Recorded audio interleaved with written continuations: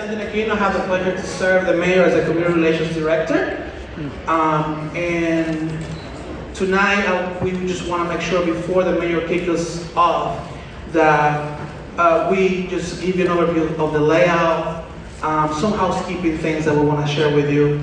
And the first thing that we would like to remind all of us tonight is that we're here to hear you, to hear from businesses, to hear from neighbors, and we're here to inform you of the things that the administration can do at the city level to help all of those that have been impacted due to the closure of the Washington Bridge.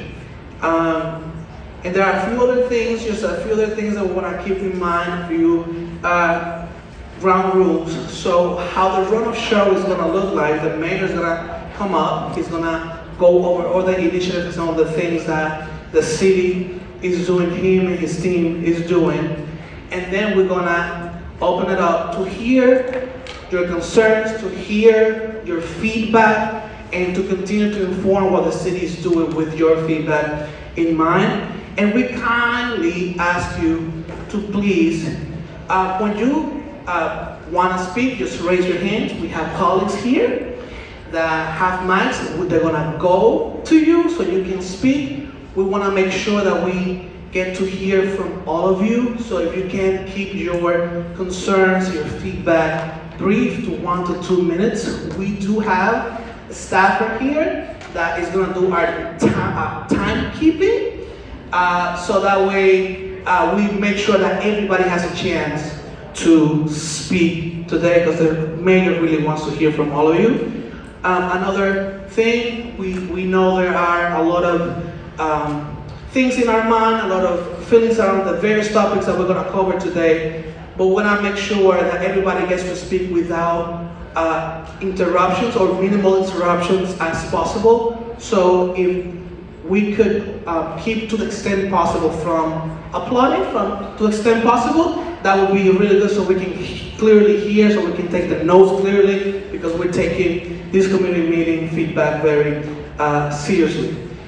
Lastly, if for any reason you do not get to speak this evening, we have provided you with index cards in which you can write your concerns there and your feedback. We're gonna collect those at the end. And if not that, you can email us at pbd311@providenceri.gov. That is pbd311@providenceri.gov.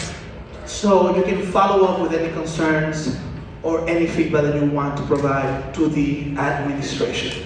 I want to thank you in advance for your cooperation and collaboration. I know we're going to have a very informative and respectful meeting. And without any further ado, I want to pass it on to the mayor. Thanks.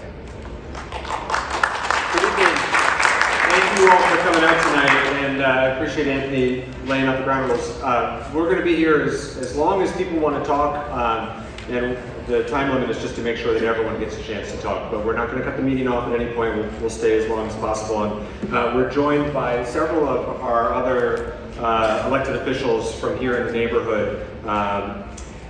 Representative Kislak is here, Senator Zurier is here, Representative Agello is here, Councilman Goncalves and Councilwoman Anthony. So all of the reps and senators from the area have joined us tonight, and we're grateful for them. If they'd like a chance to speak at some point, they're welcome to have it. And I'm joined by quite a few members of my staff. I'm going to go through the changes that we're making myself, but if something comes up tonight where I feel like there's a level of technical expertise that we might need, there's leaders here from the Department of Public Works, from the Planning Department, from the Providence Police Department, from Community Relations, and 311, amongst others. So I want to thank the hardworking men and women of Providence City Government. These folks, Councilman Sanchez is here as well. The folks in city government work extraordinarily hard, and I hope we all can appreciate their dedicated public service and everyone doing the best that they can to react to and adapt to this big change, which is obviously the the crisis presented by the closure of the westbound lanes of the Washington Bridge. We're also joined by Doris Blanchard, who's here from the Rhode Island Commerce Corporation. Some of the small business support that is being provided is actually coming from state government, and Doris is sort of the point of the spear on that, and we appreciate her partnership. And I know that Kathleen Gannon's here from the Green and Complete Streets Committee, and probably several others who are engaged in some of the other committees that are part of this work that I'll reflect on in just a minute. The goal tonight is to walk through the infrastructure and pedestrian and traffic changes that we are rolling out as a result of the final decision that came out of state leaders that the westbound lanes of the Washington Bridge need to be rebuilt. You know, state leaders have said that this is a 2-year process. I think people have reflected that that's probably optimistic or aggressive. So I, at least speaking for myself, I'm bracing myself that that's probably the best case scenario. And as a result of that, we felt the need. We were doing some temporary measures. I'm sure folks have seen Providence Police, particularly in Wayland Square, directing traffic, working the detour. And now that we know that this is an ongoing multi-year event, we felt the need to make some more permanent changes so that we can live with this a little bit better for the next couple of years, both to preserve the vibrant business districts of both Wayland Square and South Main and South Water Street, but also we found that people's travel patterns have all changed as a result of this. Everybody is trying to figure out a new way around. And so we have traffic popping up in places that we have not traditionally had traffic. And we have places where it is far less safe to be a pedestrian. And we're going to talk about some of those changes as well. So throughout this process, I just want to acknowledge that this has deeply impacted most Rhode Islanders and certainly most city residents, and especially those of us who live on this side of town, because we're seeing the bulk of the impact. And I've heard from families who are struggling to get their kids in school on time, employees who have had to change their work schedules because of what time childcare might close, whether they live on one side of the bridge or the other. I've heard from a resident who has cracks in his wall because of 18-wheelers that are coming down the street for a street that was a city street not meant for interstate highway traffic. And so the impacts of this detour and of this bridge is kind of ripples through many aspects of our daily lives, and it's just frustrating. And so we're trying to do what we can. It's the state's responsibility certainly to fix the bridge, but we have some obligations and some responsibilities to try to make it a little bit less painful and something that's a little bit more bearable for the years to come. And so I want to walk through those changes. The first change is going to be with respect to a couple areas of peak traffic, and because of, particularly at rush hour, but I think we all know, it's chronic at rush hour, and then it's bad every time something bad happens on the bridge. And the unpredictable nature of that is what's been so frustrating and impactful for residents. And so, one accident, no matter what time of day that is, and then suddenly cars are rushing through city streets again to try to bypass the bridge. And one of the effects of that is people are, by the time they get across the bridge, particularly if they're coming westbound, if they're coming from the East Bay into Providence, by the time they get to Providence, they're frustrated, they're angry, they're tired of being in the car. People are blocking intersections after the traffic light changes, which is what we refer to as blocking the box. And all that does is mean that the cross traffic can't get through, and so then those people get frustrated and angry. So we're going to be marking and enforcing the block the box ordinance. This is a current existing ordinance. This is when we paint the intersection with the big X in Providence Police, then write tickets for people who pull into the intersection when the light's yellow and it turns red and they're stuck there because traffic's not moving, which makes it worse for everyone. And so there's certain intersections that are going to get the block the box changes. And then we're going to make some changes to 3 key intersections. So at Angel and Butler and Angel and Gano, and this is the 2 primary intersections on the detour route. What we're finding is that we have traffic and sometimes trucks, and we're going to talk about trucks in a little bit here, that are trying to make the left turn in what we all know are tight intersections. So you're going the one way on Angel, you're going to turn left on Butler, or turning left onto Gano. And it's hard to make the turn, particularly for larger vehicles and particularly with jammed traffic. And so the start line, or the stop line rather, for the northbound traffic on both Butler and Gano is going to be pulled back. On Gano right now, there's a temporary sign that says, please stop here. That's going to get painted more permanently. The stop line is going to get pulled back from the intersection so left-hand turns can be made more easily. And the lights throughout the entire detour route, I think people have already experienced, because honestly, we've heard some complaints from other members of the community about the light timing.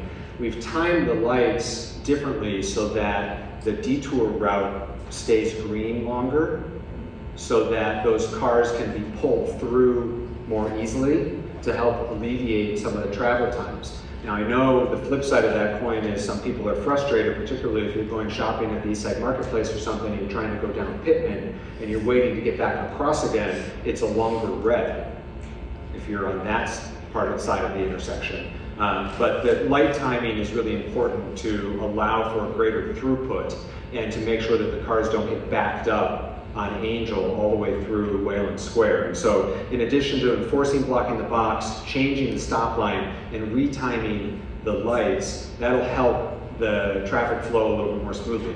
We're also restriping that whole area so that it's clear where, as we all know, the state of our roads leaves something to be desired. And in many cases, the striping has been worn out or replaced when temporary utility cuts occurred, so everything's going to get restriped so that it's much clearer. The other intersection where we're seeing traffic that we didn't used to see, certainly at this volume, is at the corner of Point and Eddy. So this is down at the cusp of the Jewelry District. There's the gas station there, Davol Square, where SEG has their offices, if folks can picture that intersection. What's happening on both Eddy and Allens Avenue are pretty significant backups as well. And what we think is happening is because if you're on the highway, the 95 South, 95 North merge onto 195 East in afternoon rush hour. People are trying to bypass doing the merge on the interstate, and instead they're trying to get on 195 in Indian Point Park. And so they come up Allens, they come up Eddy, and they're having pretty significant backups there, which is impacting all of our healthcare workers and everything else in that area. And so right now, if you're going northbound on Eddy at that intersection, there's one right-hand turn lane onto Point, even though Point Street is 2 lanes there, so we're going to have 2 right-hand turn lanes. It's 3 lanes at that intersection going northbound. And right now, 2 lanes go north and 1 lane is a right-hand turn lane. It's going to be 2 right-hand turn lanes, 1 northbound lane. That merges into 1 lane north of that intersection anyway, so it shouldn't impact northbound traffic, and it will allow for a little bit better traffic flow, and again, sort of empty out some of that traffic coming northbound from Allens and Eddy. Again, with new striping and markings in that intersection as well. So the trucks have been a major problem for us, and thanks to the Providence City Council, we have passed and started to enforce a truck ban on the detour route. So these are the Angel, Waterman, and Gano. Some folks have seen, as I mentioned, I have a constituent who now has cracks in his wall from vibrations.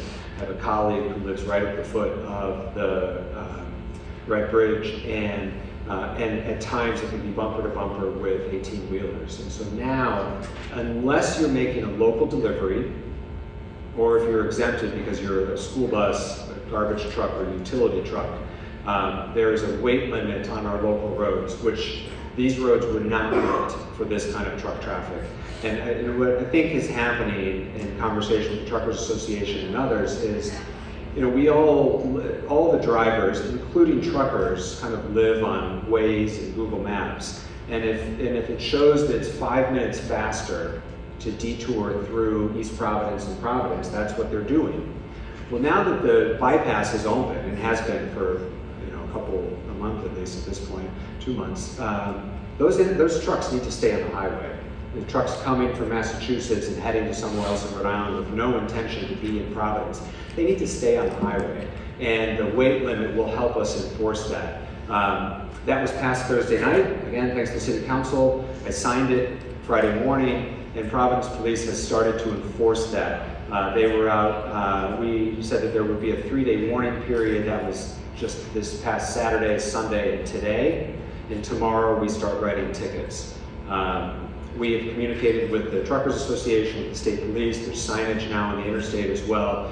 We hope that people will get the message and we don't need to do rigorous enforcement for months to come, because it takes time out of our public safety personnel's day to do so. But getting the trucks off the road, I think, will both improve pedestrian safety, improve the small business climate in Wayland Square, improve the impact on local residents, and actually make it a faster commute for those people who are taking that bypass, because you're not competing with an 18-wheeler on both sides of the bridge, in East Providence and on our side. So that is now in effect. And the truck ban is on the streets that you see in red there in your packet. So pedestrian safety has gotten more complicated through this process because of all of the impact of the detour and of the additional traffic. And so as part of the striping, there are going to be new crosswalks identified and painted and marked on Gano Street to make sure that people crossing from the neighborhood into the park there, Fox Point Little League, the community garden, the boat ramp, and the bike path will have safer pedestrian crossings. We're also installing at the Starbucks on Angel a new high visibility crosswalk sign. Some folks might know that there's a couple of these around the city. Councilman Goncalves has one that was installed on Wickenden Street. This is a illuminated crosswalk sign with bright lights in the corner, so that it's very clear that this is a pedestrian crossing. One of the things we've heard from the Wayland Square merchants in particular is that that crosswalk is treacherous. That crosswalk has been sort of treacherous for a while, but now when we're competing with this additional level of traffic, it has been very problematic. So we'll be installing that new high visibility crosswalk there. And then down James Street on South Water Street. Obviously, and I imagine much of the comments tonight, the feedback tonight is going to be about the changes to South Water Street. So we are planning to remove the on-road bike lane on South Water Street and moving to a new off-road bike path adjacent to South Water Street. And at the same time at James Street. Now James Street is at the foot of the pedestrian bridge and the backside of Plant City. That's that cross street. We'll be installing a raised crosswalk. So folks know the raised crosswalk at the State House as an example. That's probably a little wider than what we'll build, because that's a slightly different design, but there'll be a raised crosswalk at James Street, both to improve pedestrian safety, to allow for all those people who enjoy the park and the bridge, especially as we come into summer, to be able to cross there safely. It'll also keep speed down on South Water Street. I know before the bike lane was put in and pre-pandemic, there was problems with speeding on South Water Street because of the raised crosswalk, just like the speed bumps that were installed in Indian Point Park. That will ensure that that type of behavior doesn't return. So all of these are being designed, preparing to be implemented, will be installed throughout the spring. And so for the purpose of the rest of the evening, we're interested in hearing your feedback, both on what has already been proposed tonight, but other things we're not thinking about. We learn a little something new every day about the way in which this bridge closure is impacting people's lives, whether you be a small business owner here in the city, a resident in the city, or a commuter through the city. And so what we want to do is have a chance to hear from you all tonight. We have, as Anthony said, microphones to go around. George is going to have time cards to keep us, have a chance to make sure everyone has a chance to speak. If you don't feel comfortable speaking, or if you're going to run out of time, you can write your comments on note cards, which we have provided. And like I said, I'll be here as long as people want to speak tonight. One of the things that came up, particularly in the context of South Water Street, that I do think is important to point out, is because I have an obligation to certainly my constituents citywide, but we also have an obligation to make sure that Providence is still a place where people come to work, people come to dine, people come to take advantage of our arts and culture venues, and so it is important that people can get in and out of the city as well. It is important to our economy. It is important to everyone who interacts with Providence on a daily basis, wherever they might live. And so we are regularly trying to find that right balance of both reflecting what the neighborhoods desire, but also understanding that there are a lot of people who depend on Providence, and Providence depends on them, who don't live here, but as the economic, cultural, and arts capital of the state, we need to take their concerns into account as well. And that includes many of our small business owners, particularly in the Wayland Square area, some of whom don't live in Providence, but they are just as an important part of the Providence community as our neighbors are as well. So I'm going to, who's got the microphones? David's got a microphone, and Norellis has a microphone, and whoever would like to go first, maybe in the way back here. Gentleman in the orange Miami sweatshirt. All right.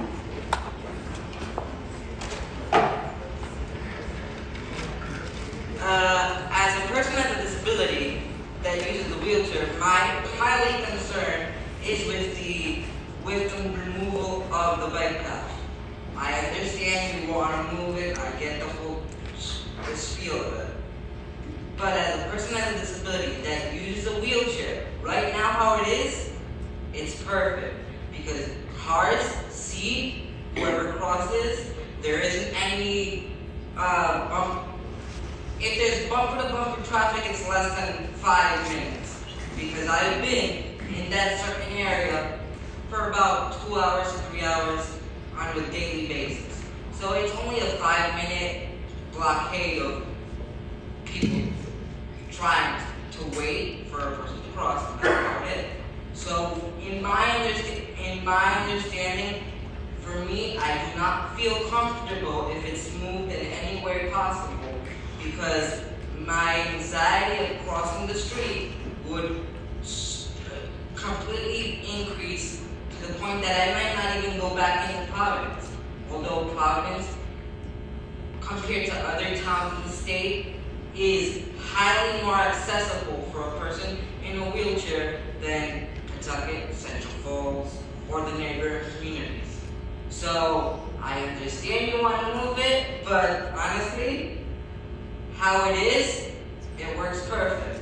And for the businesses in that area that wanted it, that were opposed to it at the beginning, but now enjoy the benefits of it, do they want to lose that money again? Because I know this state and this country moves by the money.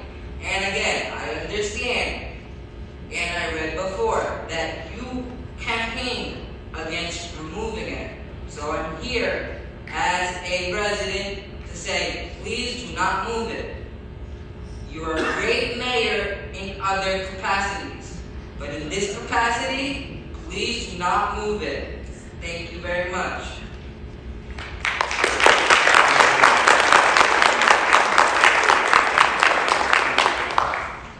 Down the center around here. Norellis, come up too first. This person was. Oh, even further. Okay. Got it. Hi, I'm Val Reichert from Providence Streets Coalition. I'd like to speak about the state's response to the congestion and their failures and how that impacts our city. I'll just speak about that briefly and then I'll say my opinion on this. On his recent visit to Providence, U.S. DOT Secretary Buttigieg answered a reporter's question about best practices for bridge congestion. And the secretary mentioned two things: supporting public transit and supporting active transportation, walking and biking. By that measure, the state has not done a great job. They are only now beginning to look at subsidizing bus fares for East Bay people to encourage them to do more bus transit and take up less space on the bridge. They are only just thinking about transit, active transit, like bikes, and DEM won't plow the East Bay bike path in the wintertime. So there are a lot of obstacles that the state's not solving, so it makes it tougher on us. Without their support, we come up with this administration has come up with this solution. And I have to say, as a person who walks and takes transit, I worry that the gold standard is being missed here. The gold standard is when a wider street gets narrow, then I'm really, really safe. And in this case, 50% safer than the way it was before. The other mitigations that were described here, like enhanced crosswalk and raised crosswalk and those kinds of things, help, but they don't really come up to the same solution level that the smaller lanes do. So adding more turn lanes from Eddy Street onto Point Street, which is, I'm very familiar, I lived in Fox Point for 6 years, it actually adds more danger for pedestrians. It does move cars, but moving cars isn't what Secretary Buttigieg said. He didn't say let's move a lot of cars. He said let's improve active transit and active transport, and let's improve transit. So when we want a mode shift,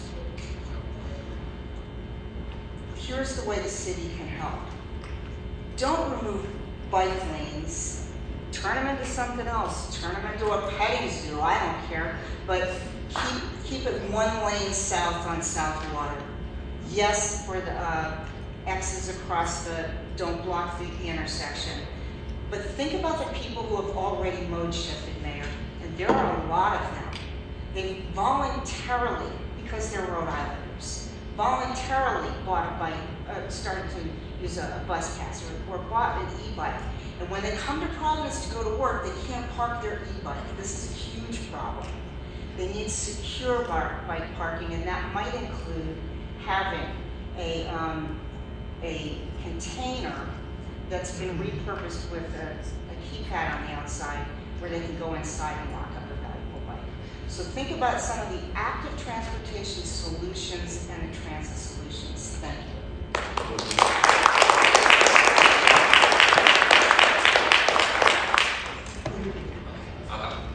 Can I? Okay. No, it's easier if it's easier. Okay, yeah, thank you. Just more, it's a little more comfortable. Thank you. Hey, I'm Stephen Burke. I live right up the road on Morris Avenue.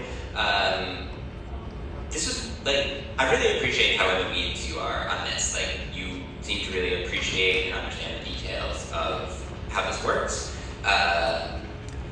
Most of the things that you presented were very reasonable. They're additive. They're things that the city could have used before the bridge crisis and could use after the bridge crisis, with one obvious glaring exception, that is the South Water Street bike lane removal.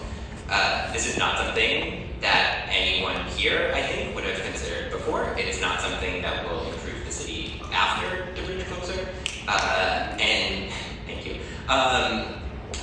And I'm confused as to why it's in here. And I think you seem enough in the details that I find it hard to believe that this is a thing that you seriously treat on the same level as the other changes suggested.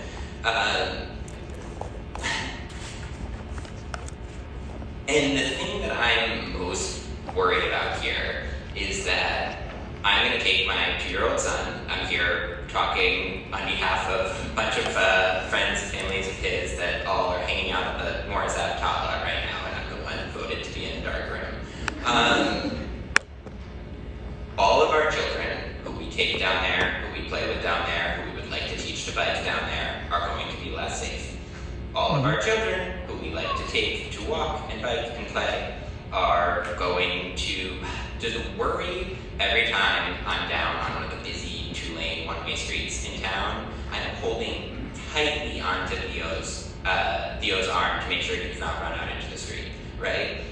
On the South Water Street, as it is right now, I can let loose. I can hold it less loosely, I can let him run around. It is safe, it is a safe place to be. And sacrificing that for an additional lane of traffic is not a good idea. It's also, I do not think, something that will do the stated intent, right? I do not think that this will reduce traffic. Traffic generation is a very well documented phenomena you are aware of. I do not need to explain this to you. Adding an extra lane of traffic there is going to mean 2 lanes of backup cars on South Water Street at congested hours, not one.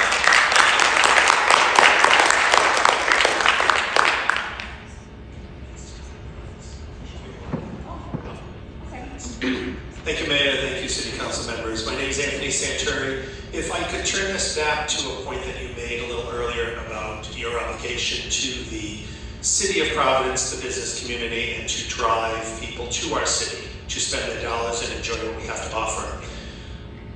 Have we given any thought, is there any value or consideration by you, Mayor, and the City Council to possibly working out some sort of temporary solution to utilize some of the large parking venues and open spaces we have that are currently under a TSA? And I understand that when you're under the TSA, you're not allowed to utilize that outside of the parameters for the greater good of the city. For instance, I'll give you the example I always give, my own example. Across the street from my business is 800 parking spaces that cannot be utilized. To the left of me are 150 that can be utilized. Throughout the city, there are many of these.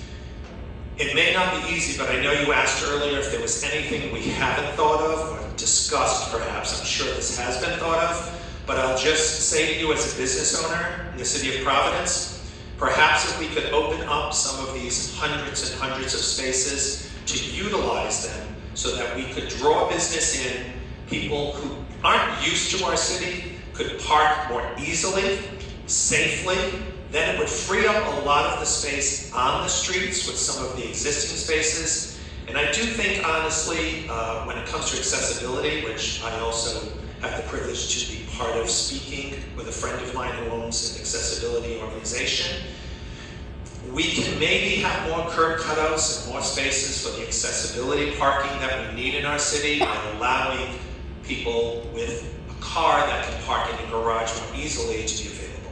So I just wanted to throw that out there, and I hope we can have a discussion on it, and thank you for this.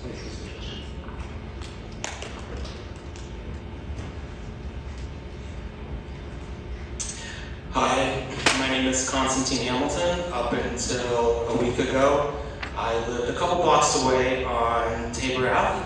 I now live in the Fox Point neighborhood on Schofield Street. And my concern, like others, is the removal of the South Water Street bike lane.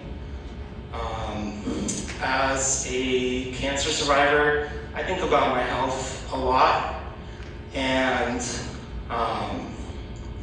every car that we're able to take off the streets, even if it's just for a day, is less particulate matter from car exhaust, from brake dust, which studies have linked to significant health risks, particularly lung cancer. And I just think about, like, with this additional traffic and cars in our city, have we considered about the health effects that this will have? Yeah, thank you.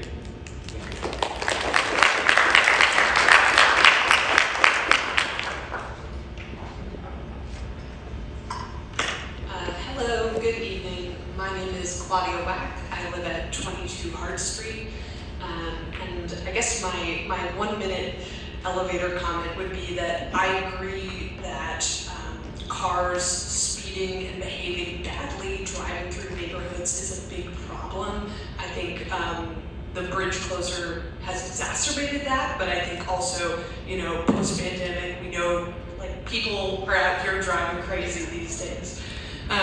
But that's the reason why I would really love to see the money that's being discussed as going to go towards the removal of the South Water Urban Trail to be put towards things like more raised crosswalks and other sorts of expensive physical infrastructure, because I know that $700,000 or maybe $750,000 has been quoted as the price tag for removal, but I assume there will be an equal and additional price tag for installation of the new design. And so, knowing how limited our city's resources are, I really think of how much unmet need there is around the city, and I would love to see that prioritized for pedestrian safety.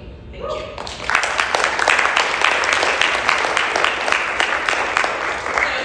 I'm Kate. I live on Transit Street, just up the hill from the bike lane. And I sit in traffic at Pittman Street and wait to get to Eastside Market, and I don't mind doing that because we take one for the team. I've not seen the same kind of traffic backing up on the Water Street stretch. Maybe I'm not there at the right time, but I guess my question is, I like the first three proposals, but it seems like a very different proposition to paint some lines on the road versus removing, close to $1 million worth of infrastructure and then potentially having to put it back after 3 years. So we have 3 years. What's the rush? Can we take a couple months, study this, wait until the new traffic patterns kind of stabilize a little bit? Wait to see how the first three kind of strategies that you're putting into place work before we go kind of taking out limited infrastructure that we've spent our limited city dollars on. So.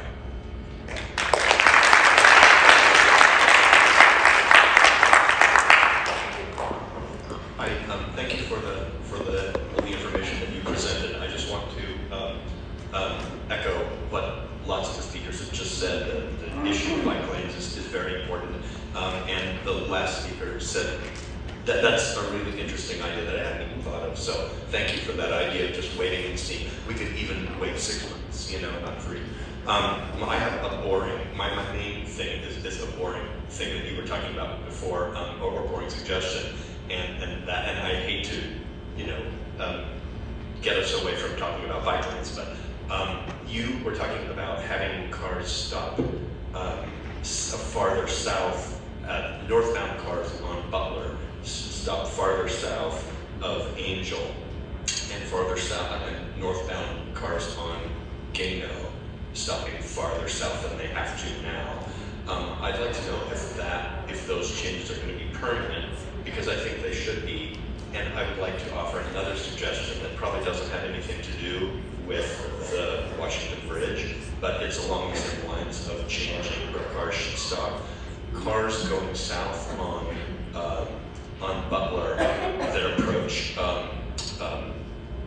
Waterman and want to turn east onto Waterman, you know what I'm going to say, right? Exactly. It would just help if they had to stop. I don't know, whatever traffic experts would say, like 15 feet back or something, so that cars can easily make the If you're going eastbound on Waterman, trying to turn left or northbound on Butler, that can be a tough turn when cars are pulled forward. Correct. And the cars are not doing anything wrong, they're just going up to where they're. Right. Anyway, but I think those are great ideas. I hope they will be permanent. Yeah. But I also, the more important issue, I think, is the bike lane. So thank you. On the stop line issue, just for another kind of logistical point, I think, in terms of if they're permanent or not, I think we'll wait and see. They're certainly going to be there for the next couple of years. With the weight limit, we're not trying to write tickets to a bunch of 18-wheelers. We just don't want them on our streets. And so what Providence Police are encouraged to do is, if you come, because the weight limit doesn't start until Butler, so if you come over the Henderson Bridge, we're going to ask those trucks to take the left onto Butler and then to the left onto Waterman and get back on the Henderson Bridge and go back from whence they came. And so part of moving that stop line is to allow us to turn them around and send them back. And that's part of the rationale, because that left-hand turn from Angel onto Butler with a tractor trailer that has a wider turning radius is nearly impossible right now without getting cars to put themselves in reverse and all that. So that's the sort of logistical point of why, in part, why we're doing that. Hi, Christian Roseland. I live on 842 Hope Street in the Summit neighborhood. You know, I'm lucky I work from home, so I don't have to cross over the Seekonk very often. When I do, it has been bad, and I've definitely taken alternate routes to 195. However, I've noticed that even in my neighborhood in Summit, there is increased traffic. There's a lot of reckless, fast driving, and I know that, there's been a big attempt to crack down on the ATVs, but it's not just youth of color who are driving fast and recklessly. There's a lot of white people in Porsches and BMWs driving fast on my street on 5th Street, where we don't have traffic calming measures. So they're, avoiding streets like Rochambeau so they can speed down 5th. I've noticed no enforcement in my neighborhood. I do what I can to provide less traffic and to make it easier on my neighbors by biking or riding my e-bike like I did tonight. However, unfortunately, it's unsafe in most of the city. That includes trying to cross over North Main, go over to Charles neighborhood. That includes many streets on the east side. So while I greatly appreciate the initial pedestrian safety measures, and I think there's a lot more that can be done there, there's a lot that can be done on some of the state roads, and I think we need to have some frank discussions with Ryan about North Main. I will note that there's no need for a raised crosswalk on South Water Street Trail if we just don't spend $750,000 to remove the South Water Street Urban Trail. Which I find to be the $750,000 price tag to move a bike lane over, I found to be unacceptable, especially given how we're told over and over and over again that we don't have the money to make pedestrian safety improvements and we don't have the money to fix the roads. This seems like an egregious use of funds. And frankly, there's some concern about how long it will take to get to the new infrastructure that's being promised after the existing infrastructure is replaced.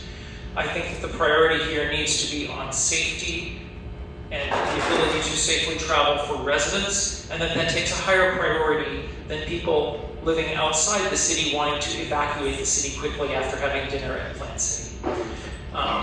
So I know that while a few wealthy business people would prefer that, I think the needs of the many in this case outweighs the desires of the few. Thank you.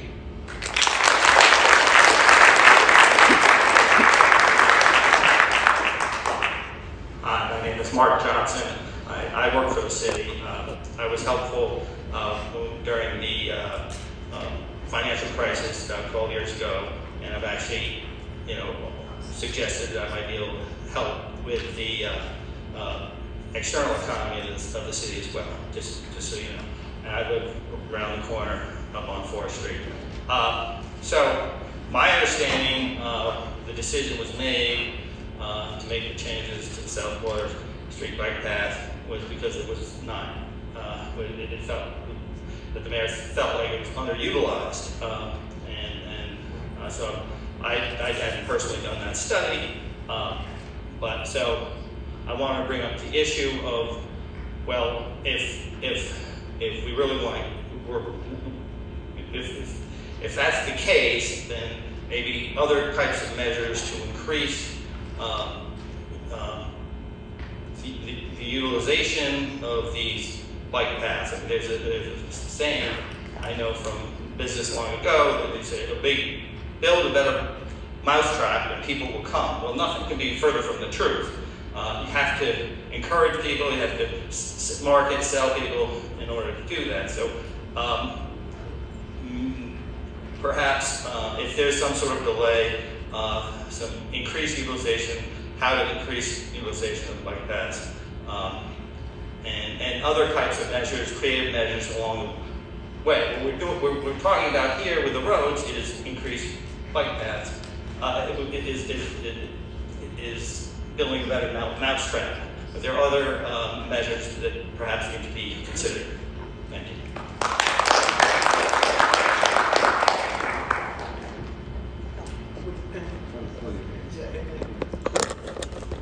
Hello, my name is Anna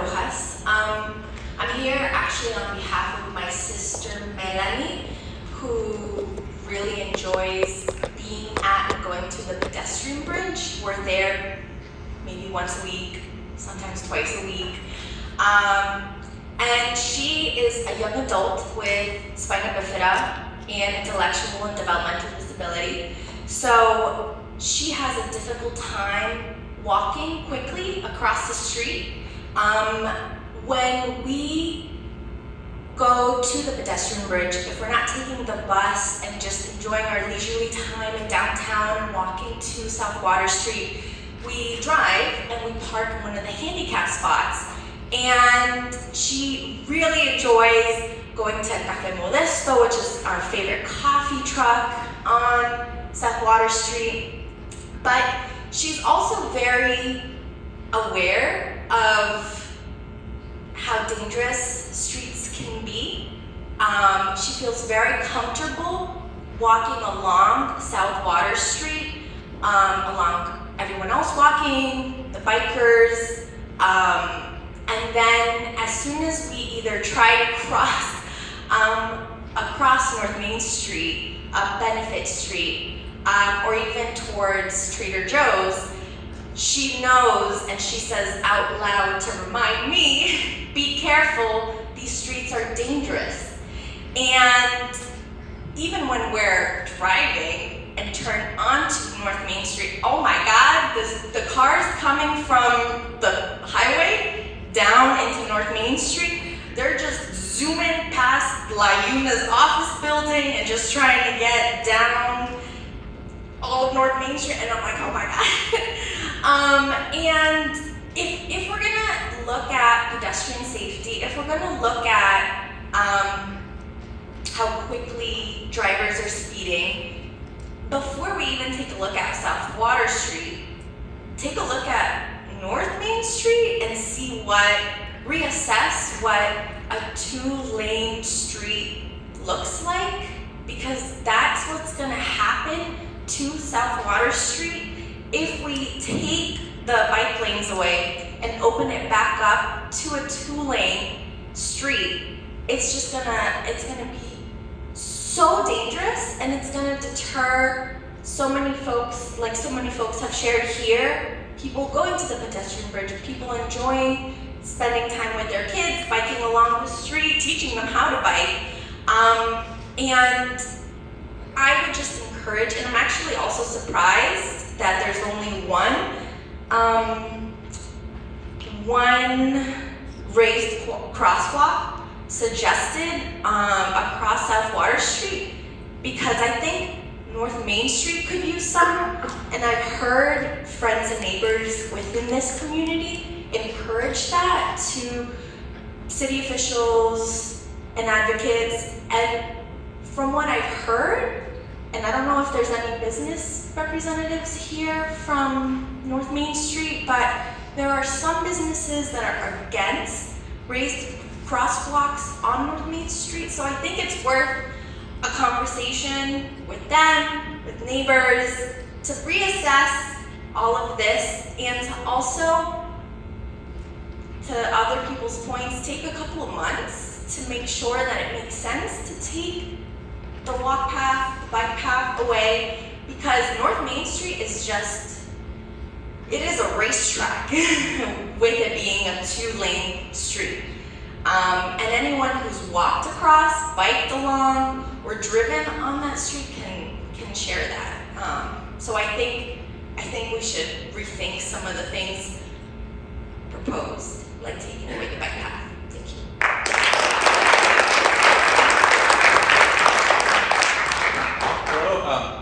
Hello, my name is Sam. I live in the West End, and I biked all the way up to College Hill to be here, so I think you can tell how upset I am about the South Water Street business.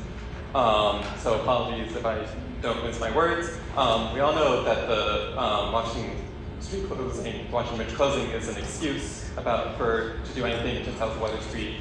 Traffic there is not a giant problem. A bunch of us biked along there last Monday during rush hour. It was not a huge problem.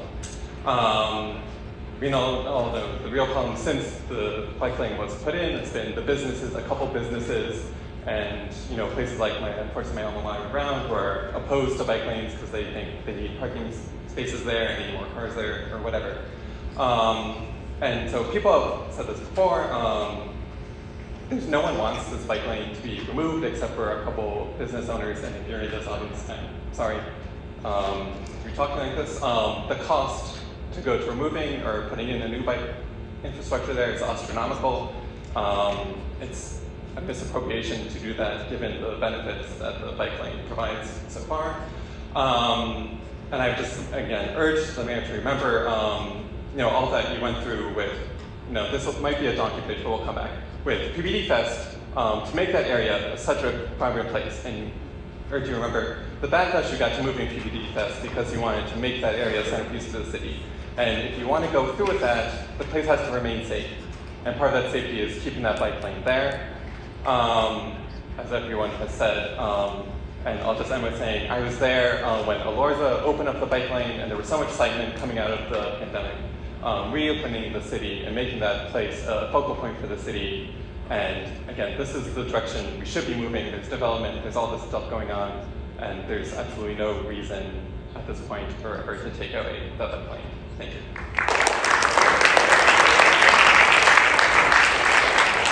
Hi, my name is Alan Mikowski. I live on Butler and Medway, so right between Angel and Waterman. It's been very hectic since December there. But I'm a fairly new resident to the city, and I've fallen in love with Providence. I've lived in Chicago and Detroit and bigger cities, and all of these cities are putting in new bike paths, making it more pedestrian friendly. So I find it a little baffling that there's a proposal to remove a bike path. Especially it's in a beautiful part of town right next to the pedestrian bridge. That's a huge tourist draw. A lot of the people who come visit from out of town always take them over there. It's a beautiful place to walk around, the waterfront and whatnot. So I frankly think if we want Providence to be a very competitive city, a draw and an attractive city in the area, removing the bike path would be very counterintuitive and frankly, as the saying goes, you shoot yourself in the foot by doing that, and then probably in 10 years, 15 years, we'd spend $1.5 million putting it back with inflation and whatnot. So, thank you.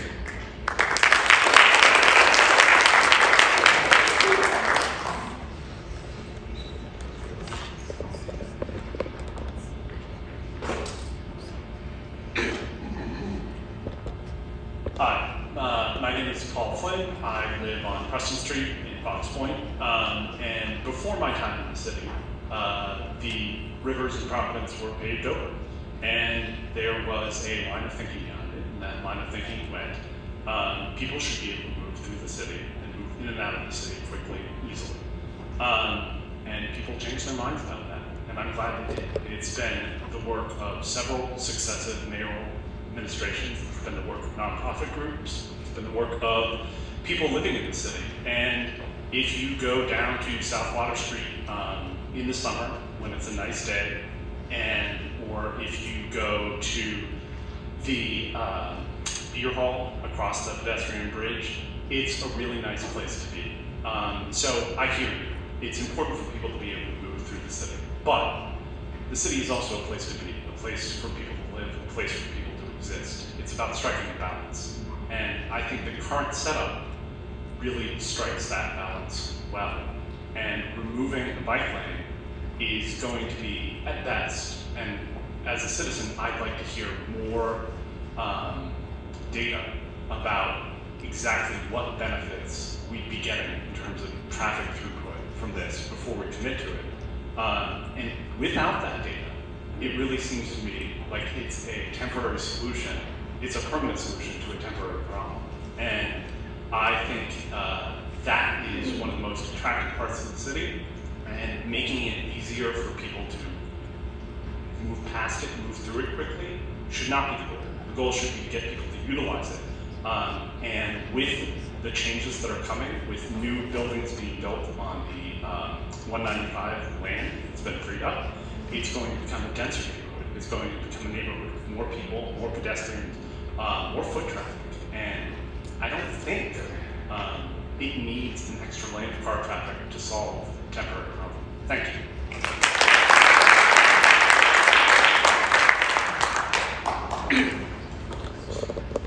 I'm Steve Perot. I live on Elm Grove down the street, and a couple of suggestions. I moved here after 35 years away in San Francisco. One thing I noticed is that Rhode Island has a problem with street signs, that they're kind of made for people who know where they're going.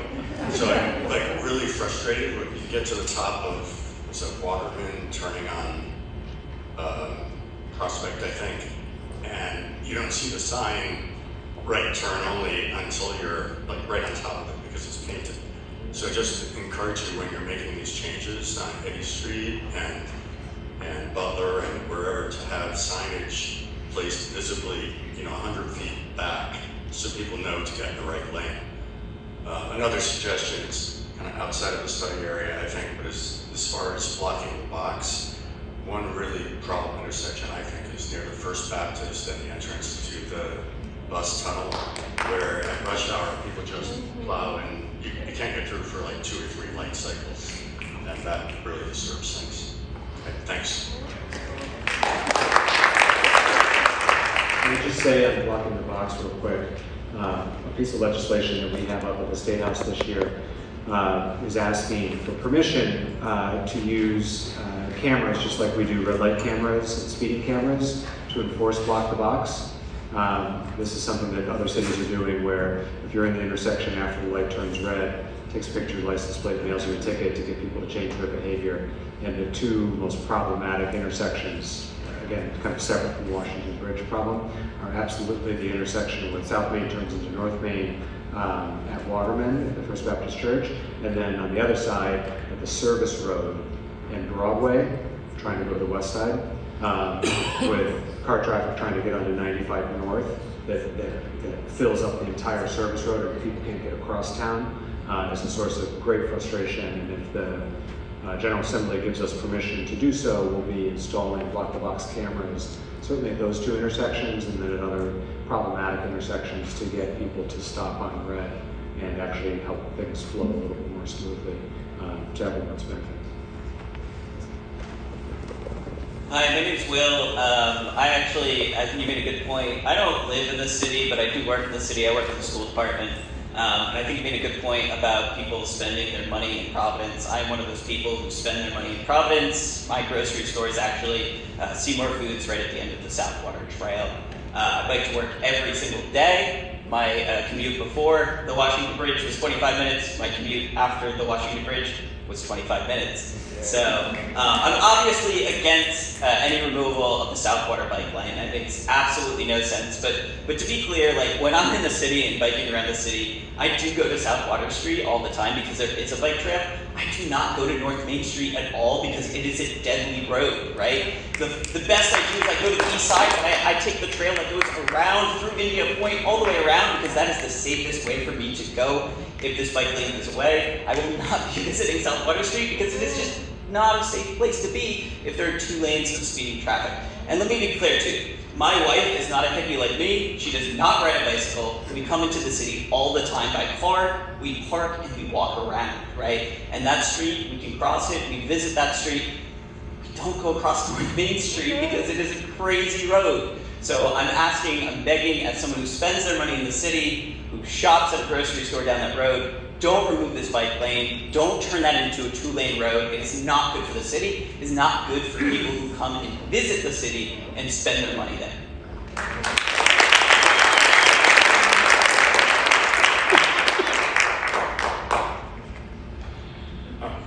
I'm Victor. I live nearby. Nice to meet you, Mayor Smiley. You said that when an accident happens on Washington Bridge, everything backs up.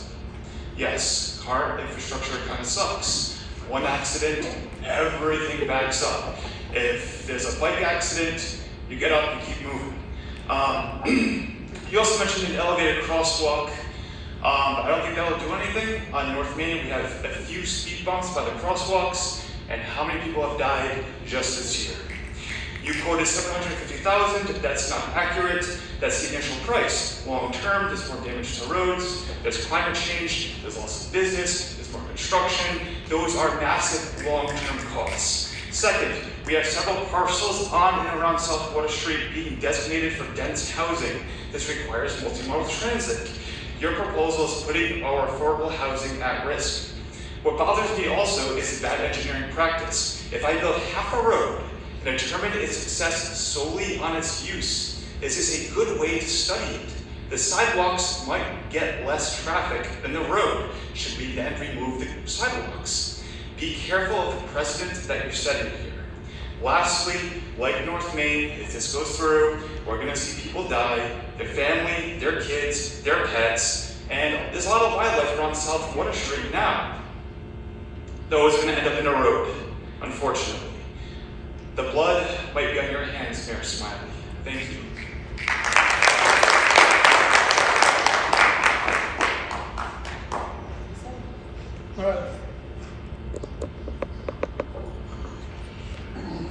Hi, Mayor Smiley. I'm Cameron Lafreniere. I live at 115 Butler Ave. It's very nice to meet you. Actually, I'm at the Vision Zero signing, which happened 6 weeks ago or 7 weeks ago, where you personally stated that the benefit provided in your neighborhood by the implementation of the bike lane and the removal of a car lane in Blackstone, and your quote that people thought the speed limit was greater than 25, right? Because there's only one car lane now. So people actually have to drive that speed. And I'd like to refer to the Providence Streets Coalition crash date map, which I reviewed today, which showed that there were 3 pedestrian fatalities on South Water Street between 2013 and 2018 prior to the installation of the bike path. While I am in favor of raised crosswalks, I think, and I was at the city council meeting last Thursday, in which many councilors were dismayed at the amount of money you are going to spend on reintroducing a car lane, which I don't think you do in your neighborhood. I'm going to be real. And I see you running on Butler Ave, which is also a dangerous area, which I live in. And I have to say, in the dark of the night, you seem to remove speed bumps on South Angel Street. And yes, okay, sure, that will save drivers 3 seconds. But the fact is outside of rush hour into the city, people that are not in heavy trucks that will not be banned by what you're doing, which I do appreciate that you are doing some good initiatives here, they will continue to speed at twice the speed limit, where I'm trying to access the 33, 34, 32 bus and be a good citizen here and not add to the traffic on our roads as I commute by two transfers to East Greenwich as a software engineer. This is not acceptable. It's not acceptable that we are going to spend $750,000 while councilors can't access for the 3,600 something people that have been hit either as a pedestrian or a cyclist in this city since 2010, including 124 accidents on Broad Street, including pedestrian injuries, not including fatalities, and not even including times when there was not an injury. I was at Missuenio when I was a crossing guard 2 weeks ago, and we had the state police there, we had local police there, and people still did not stop. I saw many families with small children that were terrified of crossing the street, even with us there. Now, I ask you, implore you, to get off the east side and get down to the south side of this city and see the damage that's been happening by us not addressing and implementing the Great Streets Plan, but also implementing and using that money on raised crosswalks and bump outs and other measures, where in Hoboken, New Jersey, we've had zero fatalities. And I implore you to actually do something about Vision Zero and not have it just be a photo op. Thank you.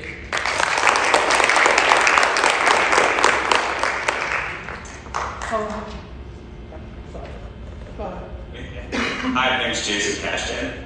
I don't like public speaking, so thanks for this opportunity to practice. My partner Jimmy and I live on Olney Street. I had a quick question, maybe you can just give a thumbs up or thumbs down if you don't know the numbers. Do we have numbers on if the concerns are opening more space for folks to come outside of the city to come in and spend their dollars here? Do we have projections on what that might look like compared to, if we think about, we moved to Providence just under 2 years ago, and for the first time, we feel like this is a place where we could want to stay. The community here is unbelievable.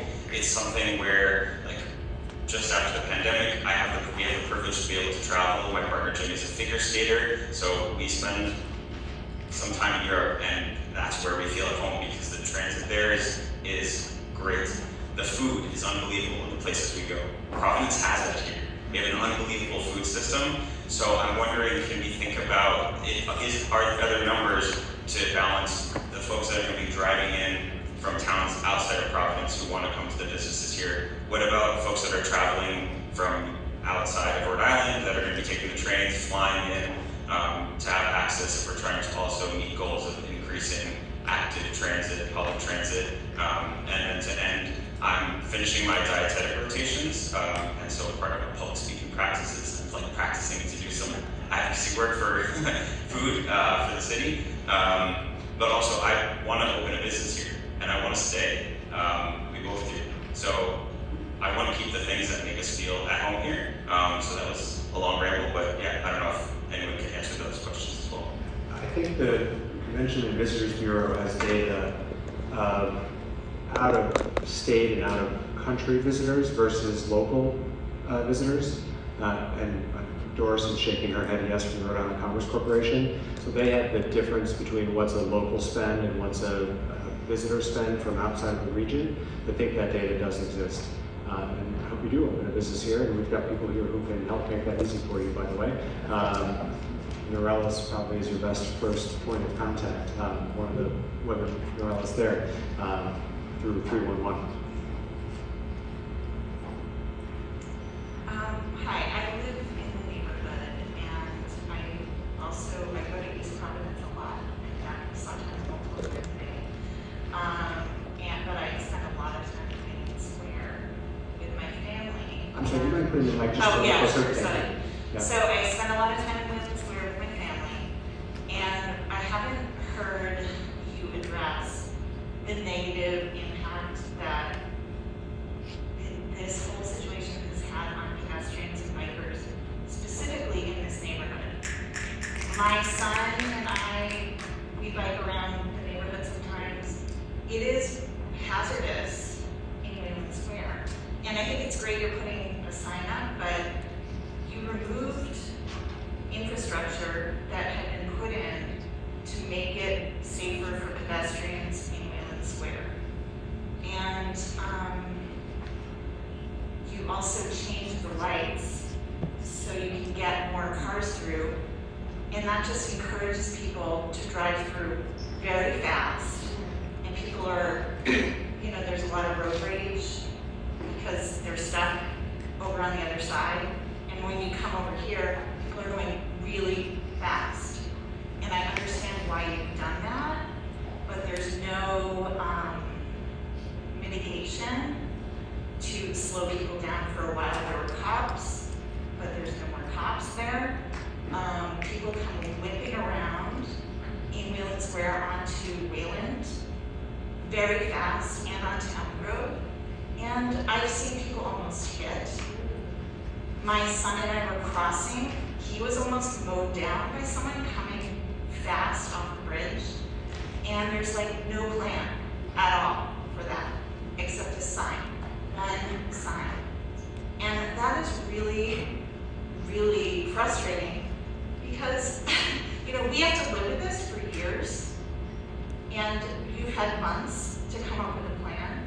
And there's nothing except a sign, one single sign.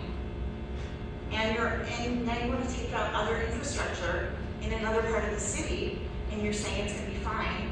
But we already know what has happened in Wayland Square. People are driving really fast through. So I wish you would give some more consideration to families, to kids, to older people or people who have mobility issues, and not seeing that from you. And it's I've lived here 20 years, and usually it gets better, and we're going backwards.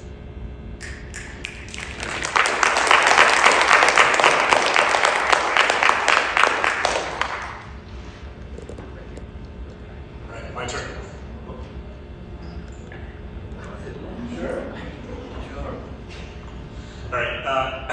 Hi, Mayor. My name is Matt Butner. I live a couple blocks over here on Slater Avenue. I've been a proud Providence resident for about 2 years now. I moved from San Francisco. I brought my family. Was fortunate to build a successful business there. We wanted a place, we wanted a community to be a part of. We wanted a place that was diverse, that was integrated. And we're here to work on that with you. What we've found, especially when it comes to transportation, is not that. We found a disparate city that is not likable. It's dangerous to get around on. And I think that you have a real opportunity to invest in a crown jewel like the waterfront, and removing the South Water Trail is totally counterintuitive. Like, I can't imagine, how that's going to play out. There's incredible data and perspective that we've heard, but we haven't heard any empathy or acknowledgement that this is a really big issue. And I think when you think about economic development, you think about the creative class, you think about growing talent from within the state. If you're unwinding that, you're not going to attract talent. You're not going to attract people that want to open businesses, especially in the science and technology space. So I encourage you to reconsider your plan, because it's a pretty big mistake.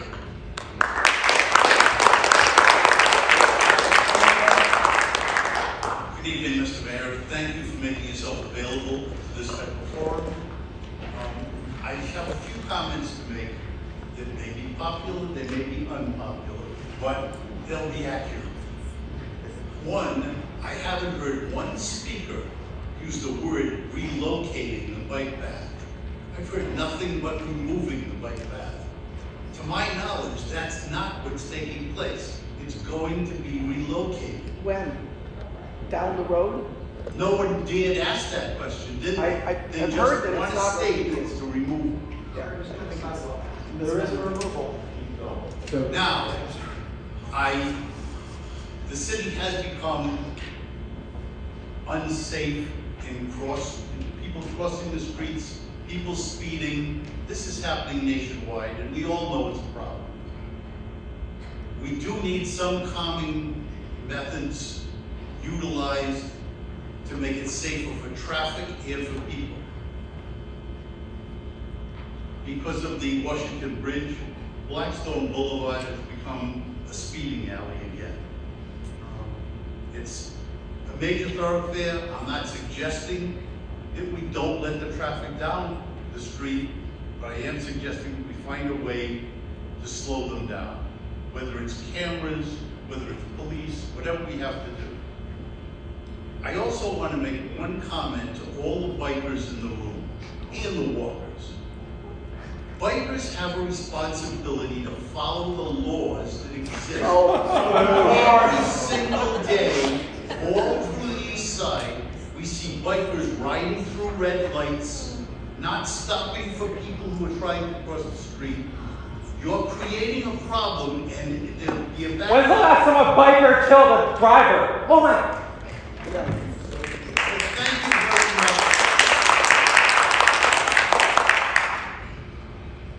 Very nice that you can speak in this world without being attacked. But all I'm saying is... What? Folks, we were having a nice, respectful conversation. We could let the gentleman finish his comments. Why don't come to the We've effing not east commented side. on other people's, and it's not constructive to let any chance for everyone to speak. I would ask that everyone try and pay attention to what's going on. There are laws for bicycles, there are laws for pedestrians, especially if you go by any of the universities. No one looks. They just cross the street. This is an education problem. I don't know how we solve it, but I do know that part of what's got to start to happen is people have to listen to each other and talk to each other in a manner that's not as aggressive as what we've seen here tonight. Thank you. Wow. Had a father already. Go here, and then we're gonna come back to the microphone. Hi, my name is Victoria, and I own a business in Wayland Square. We've been there 24 years. Made it through COVID. Not sure we're gonna make it through this. The reason is because our new clients are down almost 40%. We don't see them. And I have independent contractors that rely on clients clients coming in, new clients, returning clients. And we're seeing even returning clients, they don't want to spend the time in traffic to come to their appointments.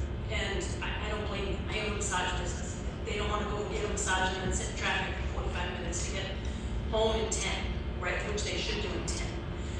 So I'm concerned about all of this rerouting of traffic, which has happened since December. We rely a lot on gift certificate sales. December plummeted. Of course, it closed December 11th, the bridge got closed December 11th. Our sales were down dramatically. That first week of business, we were down almost 55% seeing clients. So these numbers are killing us. Way worse than COVID, I have to say. And we were closed, mandated for 2.5 months. So my concern is that along with the traffic. People can't get to my business. I'm on Waterman Street, right next to Whole Foods. We have traffic starting about 2 p.m. and the merge, that so-called merge that then splits to 2 lanes, which you all know, it is chaotic. And we hear nothing but people screaming and beeping. I'm sure you've heard about this. And there's nowhere for anyone to go. So that's my concern from the business point of view. Slowing down traffic, even that merge doesn't work. It's just a road rage merge. So I know you're considering and you're hearing from businesses, but I think it's really something that's good to consider, especially in that rerouting of all that traffic. Thank you. Do you mind sharing your business name so that if any of us want to support you, we can? No, I don't mind. Body Needs Inc.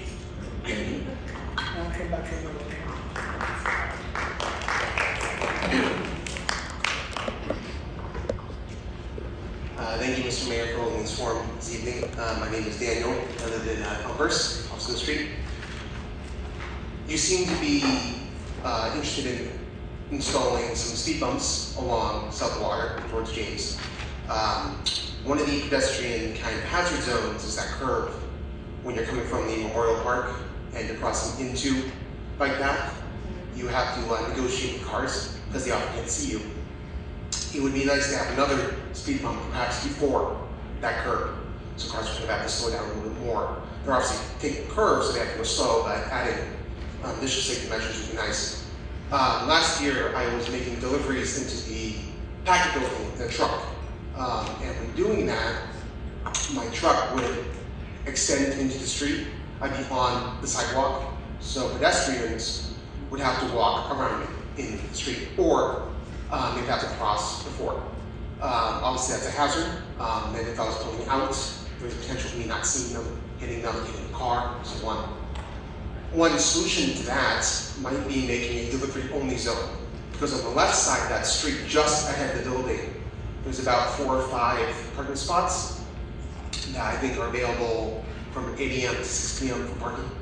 If that was restricted to deliveries, trucks could park on the street and not have to block it. Currently, that green zone of the bike path that doesn't have the bollards is there because the trucks need that space to traverse in. So, if we had a delivery-only zone on that street where the trucks would just park street side, use the lift gates, go down, then go into the building, that's my only suggestion for making it a lot more safer for drivers and pedestrians.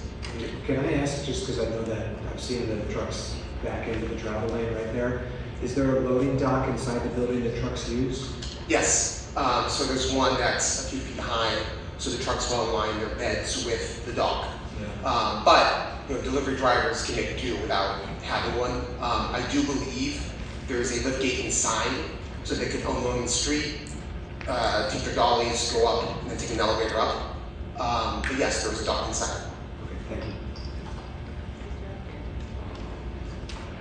Hi, my name is Jay Ramasco. I live over in Upton. I've lived in Providence for 44 years. I moved here from Washington, D.C. in 1980 because of the things you're saying, Providence, particularly the east side, but all of the areas now are just wonderful to be around and live in and make your way around, whether it's walking or biking. I've ridden my bike here for 44 years. I've probably put more than thousands of miles on my bike because I like riding in the city, and that's not just the boulevard. But I'm dismayed that, first of all, Mayor, I appreciate you and your team putting this meeting together very much. But I'm dismayed that we're not speaking about the real issue in terms of livability, whether it's on the east side of the whole city, with regard to this crisis that we're facing. The bridge crisis is serious. Your business being affected, it's basically the first time we've heard that this evening. The nexus of Waterman, Gano, that whole area with the new Henderson Bridge is a disaster. The fact that the mayor had to stop truck traffic on Gano because the new building retaining wall was failing is an example of that. These streets cannot take this kind of pressure. They can't take this kind of traffic. The businesses cannot take it. And it's going to extend further and further down into Wickenden, where all that building is going on that is putting serious pressure on the streets. So I think we ought to turn the conversation. As much as I love cycling, and I frankly didn't see any problem on South Water as a cyclist. I go to the pedestrian bridge Saturday and Sunday almost every weekend and just sit there and have a goo and then go back to Indian Point on my bike or up North Main Street. And I never saw a problem, frankly, with the wider sidewalk that was already there. I was stunned, actually, when parked cars got moved further out into the street, which seemed to me on my bike, on the street anyway, super dangerous. So I was kind of shocked, and the fact that that was continued on Olney Street, which is kind of a joke with cars parked in Olney Street. So I never saw the need there for that path, and I agree with this gentleman that we haven't considered what the bike path would be up further. But at any rate, we really, I think we need to look at the bridge situation and what that's doing to the east side. I know this is a state issue, but I ride my bike now on the new part of the Henderson Bridge, which is beautiful already. And I appreciate the fact that that bridge is there. And I also appreciate the linear bridge, which leads over to the East Bay Bike Path, which nobody's talked about, but that is fantastic. So here we have these two great bridge places open for bikes, which is super progress. But the traffic routing on the East Providence side of the bridge and on our side, signage-wise, getting on the bridge and getting through the roundabout and from Waterfront Drive past Waterman, which is a horrible exit on the East Providence side. I know this is East Providence and state stuff, but Mayor, the signage and the directionality of those whole systems is atrocious. First of all, super dangerous. God forbid you get off the bike path coming over the bridge. Where do you go? Waterfront Drive? Where's the sign? No sign. Where's the bike? It's a mess for bikes and it's a mess for cars. But I appreciate this meeting because this east side nexus challenge is huge. And if we don't solve it, the quality of life for all of us in that particular zone is going to only be less. So thank you for listening.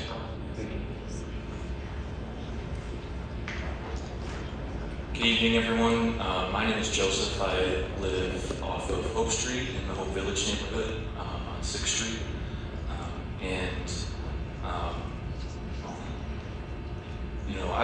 I've lived in the city for many years. I was here during your election campaign. And what I really appreciated about your campaign was that you campaigned on governing with data, governing in a way that made sense, having data to back up decisions. I think it's very important. You talk about data, I've heard you talk about data all evening with the raised crosswalks, with the signage, and with the box blocking. I haven't heard any data about that backs up the relocation of the bike path. And I hear a price tag attached to it, attached to the removal, I'm not hearing a price tag with the reinstallation. So my concern is that the replacement is not going to be a sufficient replacement that's separated not just from cars but from pedestrians. I ride my bike all the time in the city, and yes, I do follow the laws of the road. And infrastructure helps us follow those laws. When we're left to bike in traffic, it's very difficult. We need to make calls on our bikes that have considerations for safety. So I'm not hearing any data that backs up adding a second lane to South Water Street. What we're left with is the empirical data, which is on North Main Street, where there's 2 lanes of traffic. And the decision I'm hearing is we're going to add another unsafe roadway like North Main Street to South Water Street. So I can't in good conscience support a plan that isn't supported by this data.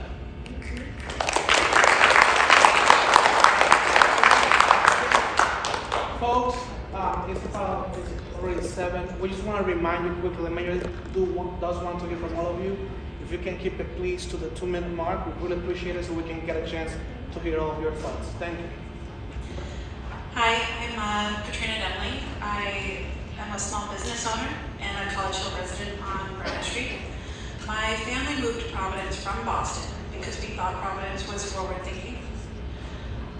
The Urban Trail Green Street vision started, I did a little research deep dive after your announcement because I was kind of concerned with why you were trying to help. Started in 2008. It was promoted and expanded by the last 2 mayors before you. It's one of the reasons I thought Providence was so cool. You campaigned saying that you're pro-bike lanes, but if you supported bike lanes, you would not rip them out. City residents want the South Water Street bike path. The city council vote reaffirmed that last week. You've also been quietly scrapping plans for bike paths proposed on the east side and possibly the rest of Providence. I didn't ask. I just asked about Brown Street and the ones I care about. I'm really curious to know how many cars are adding to traffic problems because the city is falling behind in investing in biking and transit alternatives. I personally would be one less car in the city streets at peak congestion if there were safe bike paths that went across the east side. $750K is an eye-popping amount of money to remove a bike lane that's good for pedestrian, bike, and car safety. Your roughly proposed plan to replace it is with less effective measures. I started to go on a deep dive of research of best practices. What's there appears to be best practice, and what you're proposing is not. Shared bike pedestrian sidewalks is not good. I also want to note that you can't take a limited definition of usage of something as its only indicator if something is wanted or good for the city. I haven't visited most parks, but I like green space. Even if I'm not on my bicycles, I want bicycles and bike paths, and it's part of the vision of the city I want. And getting back to being a small business owner, my customers are like-minded. I don't want you to drive them out of Providence, and I'd like to see more coming to Providence. They're the types of people who would live in Urbanica's building that's coming up, that's promoting bike parking and limited parking spots for the number of units. Thank you.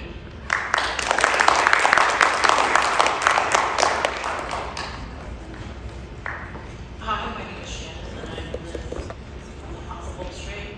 And I just want to draw your attention to pedestrian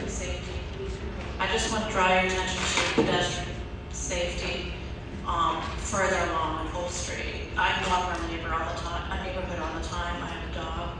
I'm walking within Russian Bow and down to Butler, and people are just taking the Red Bridge and they're meandering over to get to 95, and they're going really fast, and they're using Home Street as also a cut through, and it makes it really dangerous. They're not stopping for pedestrians, and they don't care. So the problem is much more diverse than just those neighborhoods that you've pointed out. And then to keep this quick, I just also wanted to see who is paying for all of this. Are we as a city having to take up? We as taxpayers in the city having to pay for the all the infrastructure adjustments that are happening? and all of the people's time within the government, within the city government, who are having to work on these adjustments. So as to the question of who's paying, the South Water Street, both the bike lane and the raised crosswalk are city funds. The other changes that you see tonight are write-off funds, some write-off funds and some city funds, primarily write-off for the other changes. Hi, I'm Scott. I live on Cole Avenue, and this is really, to make it nice and short, this is more of a big question, a big picture comment. And that what I want to say is, you know, we have too many cars. We're such a car-dependent society, and you know, maybe you could kind of put a positive spin on this and say, okay, as a sort of way of encouraging people to bike more or walk more or use public transportation, maybe you know, you could have a program where people can say, okay, one day a week we're going to sacrifice and have a carless day, or you know, a more drastic approach that many cities do, like in Bangkok and Manila. They have so many cars that they actually implement laws that say, okay, if you have two or three cars, you can't drive one car one day a week, like if it ends with an odd number or an even number or something like that. And I know that would never fly because we're such a car-dependent society, but you know, just saying something positive, like, okay, everybody, we're all gonna challenge ourselves, and maybe one day a week we won't drive it. You know, and that might contribute something, and it'll also encourage more healthy behavior. Thank you. Put on the helmet! Hi, my name is Valerie Taylor. I live on Cole Avenue, just down the street. My family and I have lived here for 20 years, and we've seen some really great developments in Providence, and I echo a lot of the comments from other people here that seeing things potentially go backwards is really disappointing. I just wanted to share the perspective of some other members of my family. My younger son is a student, a Providence Public School student, and I've been a Providence Public School parent for 12 years probably. And again, you know, the idea that we're spending this money to tear out a bike lane, and I think additional money to then do this rebuilding a few feet over. You know, my son has friends all over the city. He has friends who go to Central High School. I feel like just I have a little bit more perspective outside of the east side than maybe some of my neighbors. That money is needed elsewhere. If we have it, can we please spend it for these great students that really should be being able to use these resources? If that money is there, they need it, I promise you. My older son is a college student in Boston. He's studying computer science. I grew up in Boston, and I don't know if you have spent time there recently, but they are putting bike lanes everywhere. They literally put one right in front of his dorm while he was living there last year. I would have never thought that was possible as somebody that grew up in Boston. You know, it's famously built cow paths and narrow streets.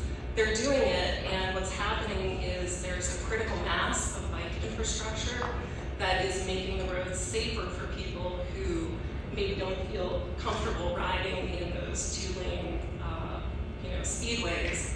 The more infrastructure there is, it starts to get connected. I'm one of those people that's, you know, I ride a bike, but I'm a little more cautious.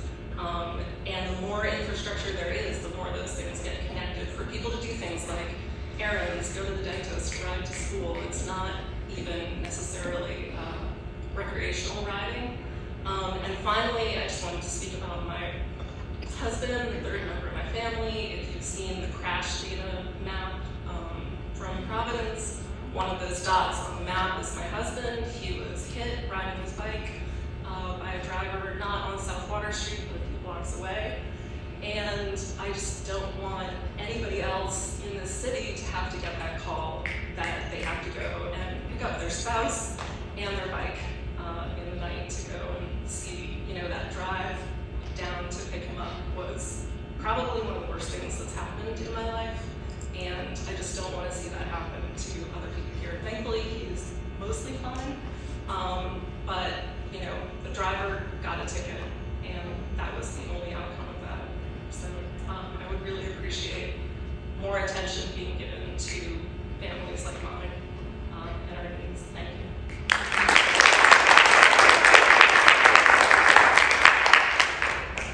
I'm a high school student in Providence. I'm also a transgender boy, which means I'm very experienced in feeling uncomfortable in public spaces. When I walk in Providence, I feel uncomfortable not because of that, but because I fear I'm going to be hit by a car and not make it home. The fact that we are spending money from an already very limited budget to remove infrastructure that protects pedestrians and bicyclists is horrifying and appalling to me, and I'm shocked that it's even something being considered in this city. Thank you.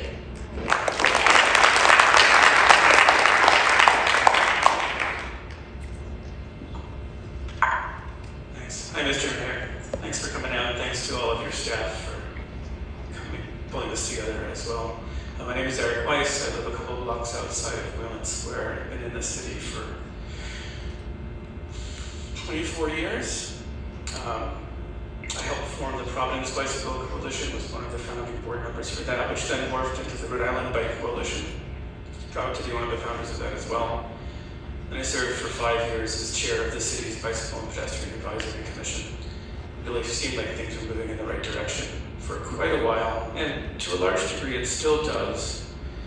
I feel like you could have done yourself a better service with this meeting by having it be strictly about matters that are truly related to the Washington Bridge.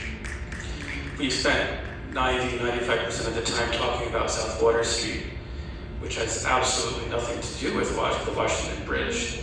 Expanding it to 2 lanes, 3 lanes, 10 lanes, there's still only 1 lane to get onto I-95 eastbound. So no matter where all those cars are stored while they're waiting their turn to get onto the highway, they're still waiting and it won't do anything for travel time. I'd like to encourage you to schedule 2 more meetings. One that's strictly about the Washington Bridge and the concepts that your team has come up with, raised crosswalks and RRFBs. And I think that could be a really fruitful use of people's time. And then a second meeting that could be more broadly about sustainable transportation in the city, where people could talk more about what's going on North Main Street. Maybe somebody from RIDOT could be there. And also to talk about the relocation of our main bus station out into the hinterlands, which is, it seems like a fait accompli at this point, and also a really effective way of reducing an already minimal transit mode share. So I think having those 2 meetings would be very informative for you and your team. I'd encourage you to do that, and thank you very much for being here tonight.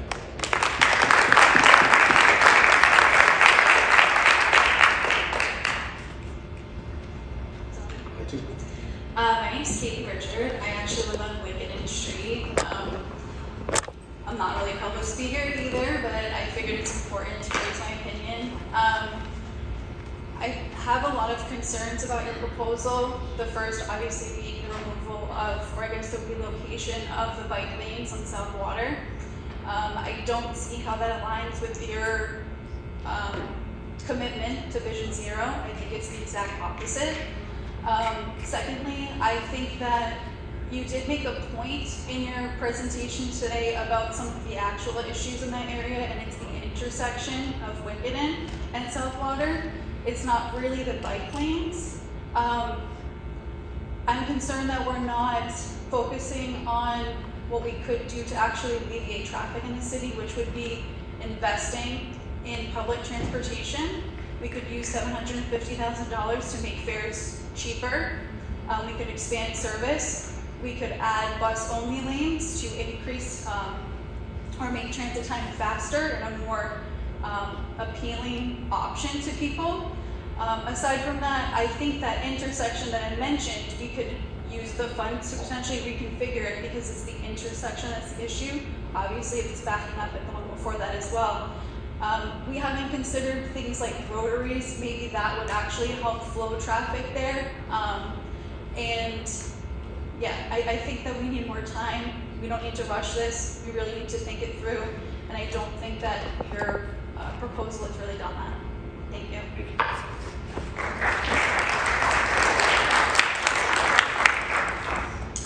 Hi Mayor, my name is Sean. I live up here on Morris, a little bit away. Thanks for taking the time for this, really appreciate it. So it seems like one of the big problems here is to reduce the amount of cars in the city and congestion. I know that we're looking at South Water Street, the bike path, but also just, Angel Street and Gano is a big problem. And I think, as an engineer, I know that, traffic and cars are basically like a fluid that are just going to take the pathless, least resistance, right? So if you really want to reduce the amount of traffic and congestion there, one way to do that is, a lot of people get their directions off of Google Maps or Waze or whatever, but they also just know, like, this is going to take me a lot longer to go in a different direction. And I think if there's just more traffic calming measures and maybe even reducing the actual speed limit, like actually reducing the traffic speed limit from, say, 25 to like 15 miles per hour on Wayland Square, I think it would, yes, cause some backup on the Red Bridge, but I think in the long term it would reduce the amount of cars trying to come across so that there would be less, build-up of traffic in the first place, and at the end of the day, your total time across would be about the same. Right now, I used to walk to Wayland Square a lot, or bike there sometimes, drive there. Right now, it's like a no-go zone. It's like a river of metal just coming up and up and up, and there's really no way to cross that river right now. And I do really appreciate the proposal for the pedestrian crossing there, or any kind of nicer pedestrian crossing or raised intersection is really great. And then as far as the egress out of town on Water Street, I mean, like everyone said, I did some simple, not really scientific research here, but every single day at 5 o'clock, I'm seeing from the start of South Water Street to the on-ramp, it takes about 5 minutes, 5 to 6 minutes with heavy traffic, sometimes 7 minutes. At no traffic times, there's like 4 or 5 minutes, so you're saving at the most a minute. But most of that congestion is not coming from where Water Street is 1 lane, it's coming from where it's 2 lanes. It's already at 2 lanes down South Water Street. So I'm just kind of curious to know, like, would opening up that traffic actually save anything? I'm not really sure. And then another thing is, if the bike lane was moved over to the sidewalk, I as a often pedestrian don't really like bikes, biking up behind me that much. And I know that parcel 1A there is being redeveloped. There's not going to be like much more than like 10 feet of space. So like, what space would this be in? Thank you.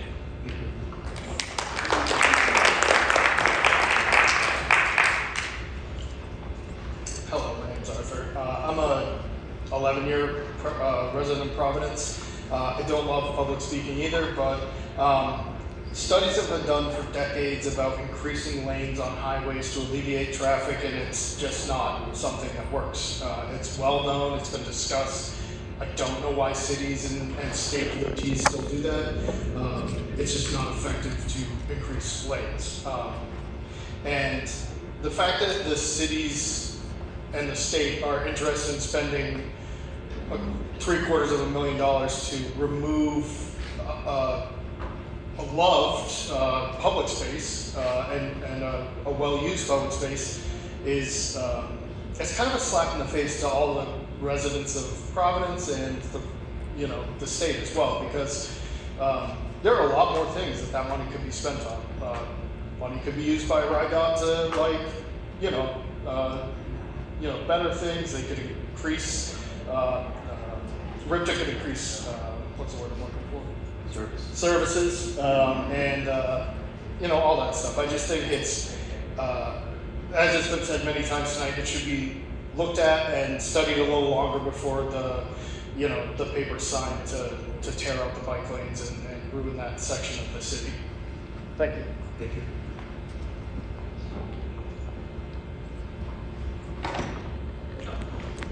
One other quick, I'm not an engineer, but as I was driving the other day, I was thinking, I was stuck in traffic. Would it help to coordinate lights, so if you're on one long stretch of the street, they all turn green so the traffic can move? I'm sure they've all thought about this, but I just thought I'd put it out there again. But that's what I'm finding, a lot of congestion too, trying to move through. They just stop and then that, of course, that intersection gets blocked. So just going any direction, if it's a long stretch, let them all turn green so the traffic flows. Just a thought.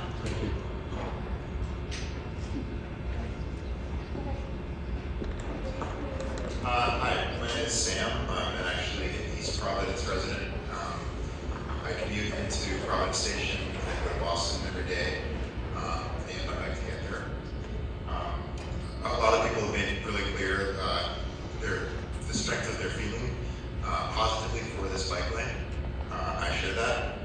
I just imagine what a different meeting conversation you'd be having if you were deciding instead to promote biking and active transportation. Providence is actually a really wonderful and easy city to bike in. So I urge you to consider that. Let's be positive. Let's think of things besides increasing car capacity so that we don't stay stuck in traffic for 3 full years.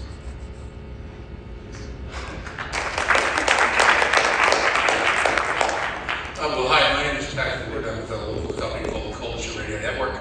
We're based over at Admiral Street, so we are a Providence business. A brief editorialization and a question. Over the next few months, to the gentleman's point just a few moments ago, the state of Rhode Island is going to be out there through the Commerce Corporate organizations like that, doling out money to help the small businesses, that's the current lingo, and to aid, if you will, in ameliorating the overall disturbance. That's your taxpayer money. I think folks need to be aware that anytime a politician, particularly at the state level, is handing you out money, that quite frankly, it's your money. And all they're really doing, from my perspective, and the tone of our publication is that they're covering up or obscuring the real problem here, which is the Rhode Island state government and the Rhode Island Department of Transportation. And so I would look cynically at that money and say, thank you for giving me my money back, when in fact this is a political cover-up to assuage people's feelings because, well, it's an election year. Now, the city of Providence has been permanently harmed by this. I think we can all agree that on a number of different levels. And we've heard here tonight, we've heard businesses talking about losing business. We've had, people whose children are no longer able to go out and just sort of, particularly after a couple of years of COVID, are no longer able to go and hang out in the neighborhoods, in the streets. And by the way, as a business owner, I love Providence. I love this city, and I love the fact that it's a walking and bicycling city. And I would always say that who is the city of Providence for? The people who live here, or the people who parachute in and out of here? And I will say it's for the people who live here.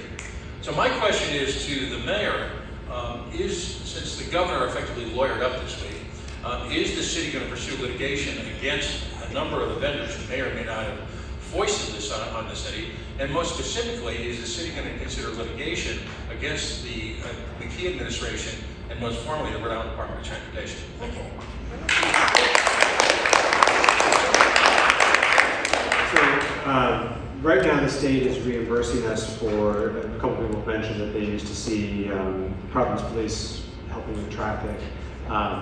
Because of the stress and strain that puts on the men and women of the police department, we don't have that not as frequently as we used to, but the state is reimbursing us for any traffic details that we've incurred as a result of the detour, the bypass, or the bridge in general.